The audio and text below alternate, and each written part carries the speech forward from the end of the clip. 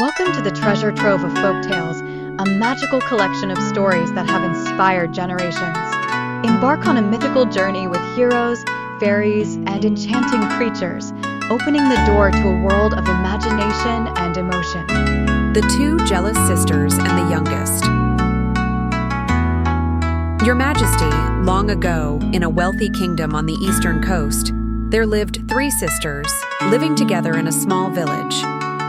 They were the daughters of a famous silk weaver, but after the death of their parents, the 3 girls made their living by their crafts and by embroidery. The eldest sister was named Saida, the second was Hamida, and the youngest was named Parizad, gentle, innocent, with a beauty that even flowers would bow to in admiration.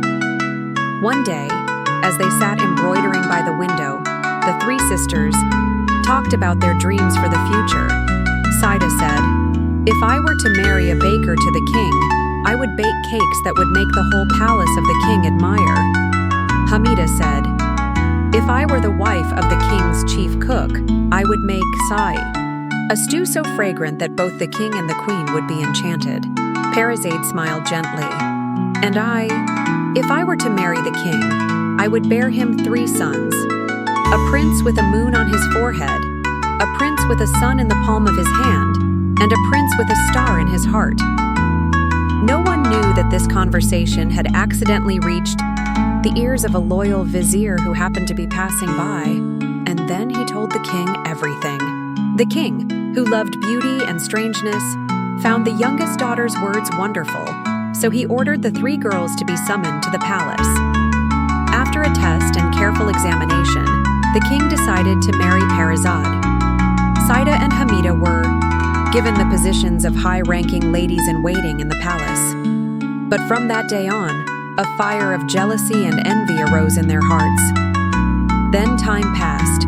Queen Parizad became pregnant. One magical night, under the full moon, the queen gave birth to 3 little princes, as promised. The first child, with a bright moon on his forehead, the second, with a bright sun in the palm of his hand, and the third, with a sparkling star in the middle of his chest.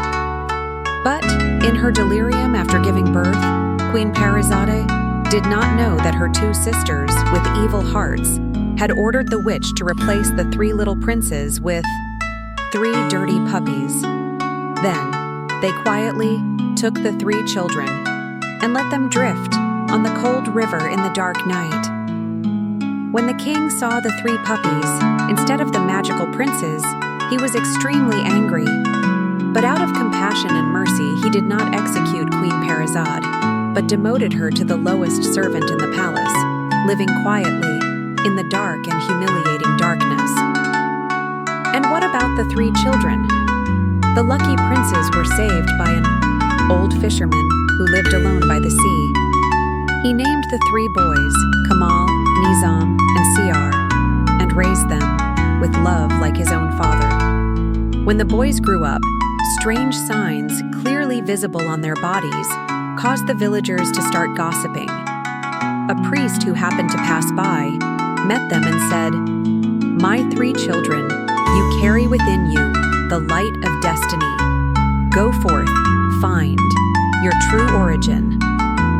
So the 3 boys, each carrying a supernatural mark, hurriedly set out to the capital, carrying with them 3 magical objects: a mirror, which reflects the truth, a talking bird, and an invisible scarf. In the capital, they used magical objects and wisdom to organize mysterious performances, shaking the capital and the king's palace. The talking bird, revealing the true story, the magic mirror, showing the image when they were thrown into the river, and the invisible scarf, helping them enter the palace without anyone knowing.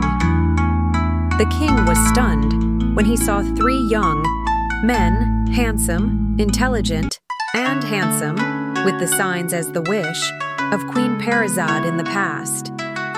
He immediately asked, and finally, all the truth was revealed. Queen Parizad, restored to her position, her 2 sisters were exiled to the desert, and the 3 young men were recognized as princes.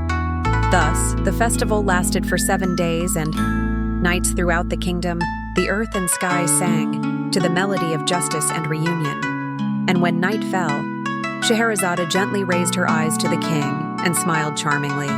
"Your Majesty, if you want to hear a more thrilling story where a false oath can bring an honest merchant before a bloodthirsty devil, then please let me continue the story of the merchant and the devil's father."